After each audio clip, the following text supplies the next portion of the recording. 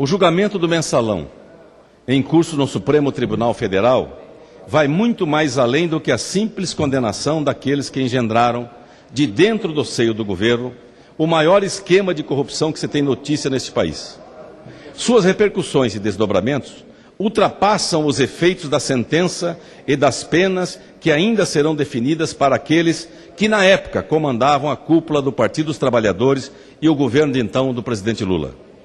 Depois da lei do Ficha Limpa, que o PPS teve papel decisivo para garantir sua vigência e constitucionalidade, ao acionar o Supremo Tribunal Federal e confirmar sua validade, o julgamento do Mensalão marca uma etapa de mudanças na vida política brasileira. A mais alta corte do país deixa clara a mensagem de que os poderosos não estão acima da lei e de que o uso da estrutura do Estado, com o objetivo de construir projetos de poder, com o desvio de dinheiro público para comprar partidos e apoio no Congresso, é crime e não deve e nem pode ser tolerado. Esse é um aviso que precisa ser entendido por todos nós, políticos, eleitores, enfim, todos os cidadãos. No entanto, até o momento, parece que os ensinamentos do Supremo Tribunal Federal não foram bem compreendidos pelo PT e por aqueles que hoje comandam o país do outro lado da praça. A reação do PT, dos condenados e da Central Única dos Trabalhadores, a CUT, não poderia ser pior. Na maior desfaçatez, saíram atacando a imprensa, a oposição, a entidade chamada por eles de elite conservadora e o próprio Supremo Tribunal Federal.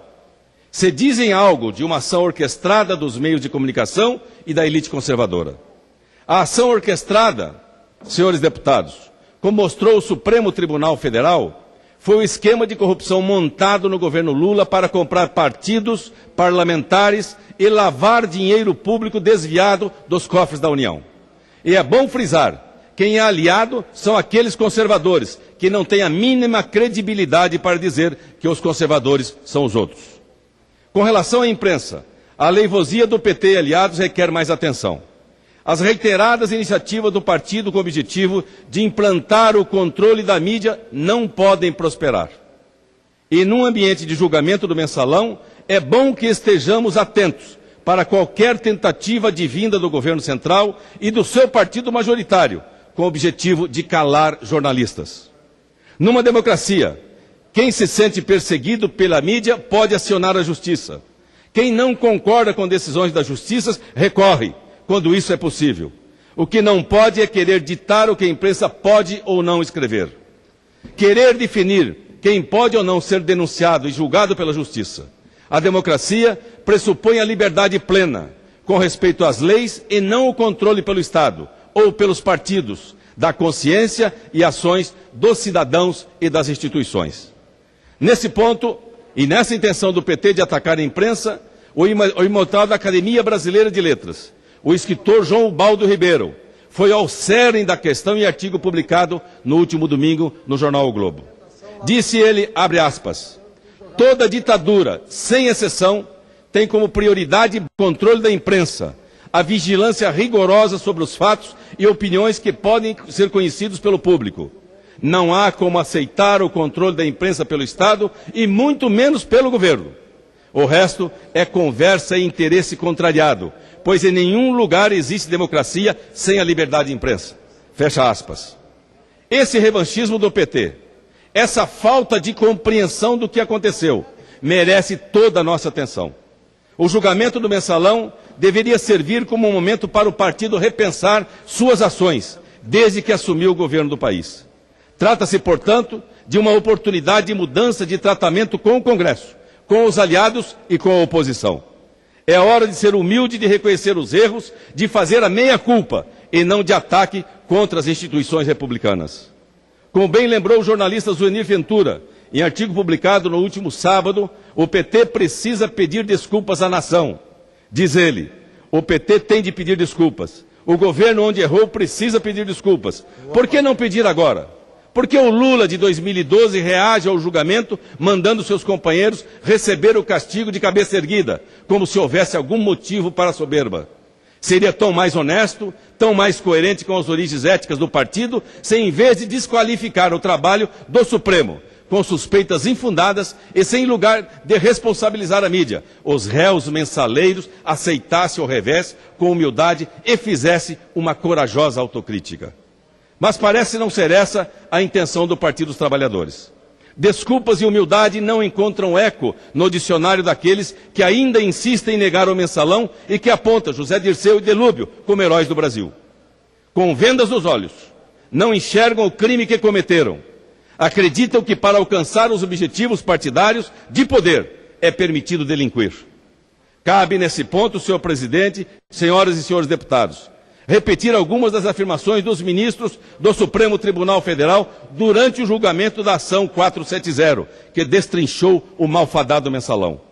Disse o ministro Celso de Mello: estamos tratando de macrodelinquência governamental, da utilização abusiva, criminosa do aparato governamental ou do aparato partidário por seus próprios dirigentes. Fecha aspas. A meu ver, essa macrodelinquência não cessou. O PT e seu governo, senhoras e senhores, continuam governando com base nas velhas práticas da política. Atuam na base do toma lá da cá. Usam e abusam do controle e liberação de emendas parlamentares na hora das votações de seus interesses no Congresso Nacional. Enfim, insistem em práticas que no passado condenavam. E aqui, outra situação que emoldura bem o cinismo de todos aqueles que tentam justificar os seus malfeitos. Diz a ministra Carmen Lúcia, ao comentar a tese do Caixa 2, levantada pelo PT para desconstruir a denúncia do mensalão. Abre aspas. Acho estranho e grave que uma pessoa que diga que houve Caixa 2.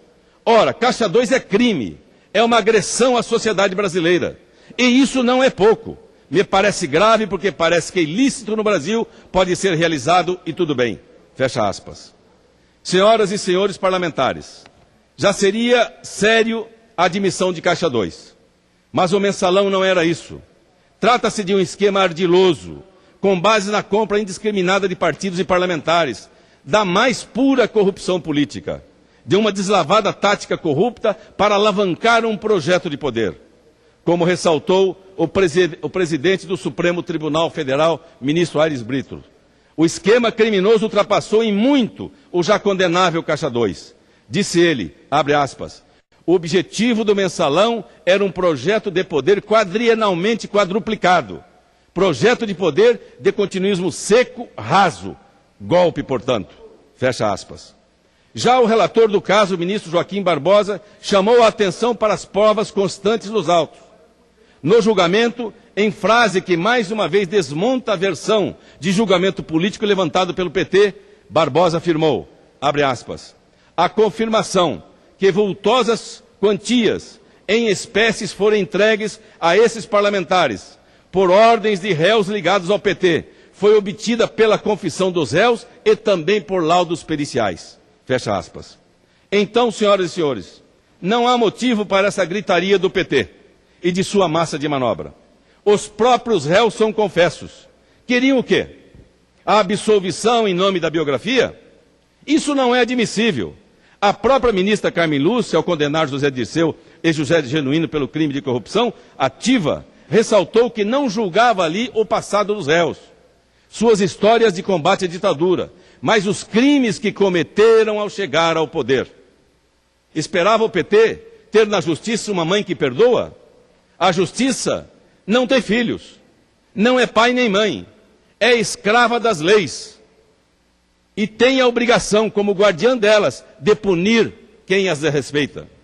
Está claro, portanto, que o PT, no afã de levar ad infinitum seu projeto de poder, passou por cima das leis, transgrediu, montou um esquema marginal para comprar partidos e parlamentares.